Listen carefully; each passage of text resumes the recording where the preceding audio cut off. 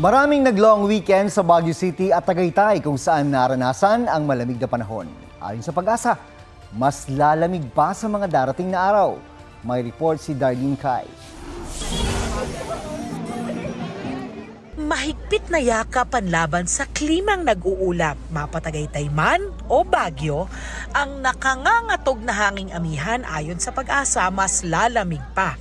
Bababa pa po ang ating temperature around between 11.4 to 14.3 po yung lowest temperature na forecasted ng Pag-asa ngayong December, and then between 7.9 to 11.8 yan po yung mga possible na mga lowest temperature na pino-forecast po ng Pag-asa mula January up to February 2026.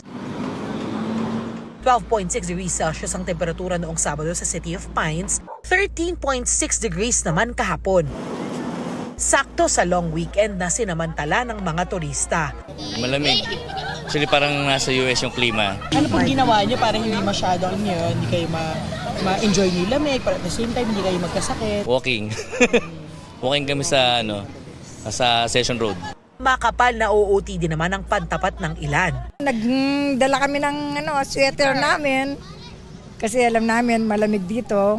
Nakahanda naman po kami. May dala kaming mga jacket, bonnet. Pinilahan ng iconic Lion's Head pati na ang bike ride sa Burnham Park kahit sarado pa rin ang Burnham Lake para sa rehabilitasyon. Isang pampainit din ng mga turista, level up na kape at strawberry taho. Pati ang mami sa dinarayo at kabubukas lang na enchanting Baguio Christmas sa Rose Garden. Sarap nito, Brad, no? Wow. Oh, ha? Number 1. Okay to, man. Matindi rin ang lamig sa Tagaytay. Hindi po ako prepared kasi may outing lang po talaga kami. Tapos biglang nandito na kami, ang lamig.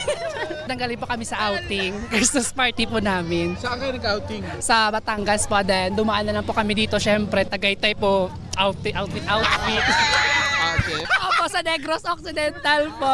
Hello po. Bukod sa ilang lokal, may mga foreigner at balikbayan din na bumisita. I just wanted to see the volcano. I have never seen it. That's the smallest volcano in the world, huh? I think so, but it's nice. It looks nice. Bukod sa mga dumayo sa mga sikat na pasyalan sa Tagaytay, may nag-roadside picnic din. Para pag nagutom, nahinto, kakain kami. Naibsa ng traffic dahil bukas na ang kontrobersyal na Tagaytay-Mendez flyover. Pero ilang kalsada pa rin ang siksikan. Darlene Kai, nagbabalita para sa GMA Integrated News.